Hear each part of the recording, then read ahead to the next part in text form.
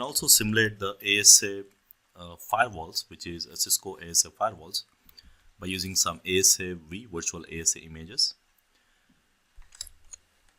So again, on the GNS3 website, you will see some documentations which will show you like how to do this setup.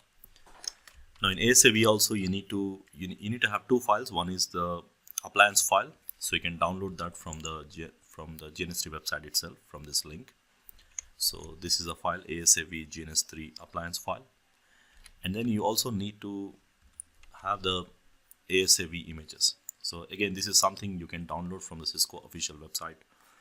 If you have some kind of partner logins, you can integrate this image inside the GNS3 to run the ASAv firewall in the GNS3 or any other virtual applications. So next thing, like again the same steps. You need, what is the RAM requirement you need to allocate for that particular VM, like 2 GB RAM, and these are the image files what you need to run. So when you click on these links, it will redirect to the Cisco website, and you can log in and download the images. So these are the supported images. You can see the list here, and the steps almost the same as I shown in the ASAv. You go to the file and then import appliance, and then you have to select that image.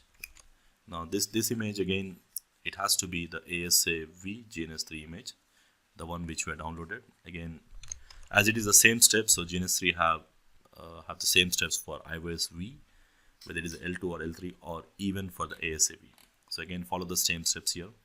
So it will show you this as a firewall, as an ASAv firewall option here, and then we run with GNS3 VM, and then the same steps. And here you need to select the ASA options. Like, so let me show you in my GNS3 here. So you need to simply go to the file and import appliance. So it goes to the download page. You need to select this ASAv image.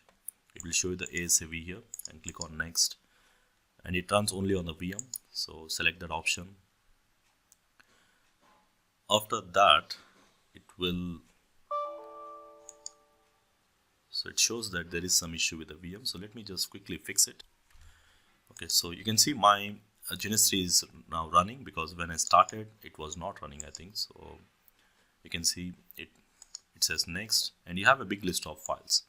So you need to select whichever the image you have, and then you can simply say import. Probably you can select the image and import the specific images here.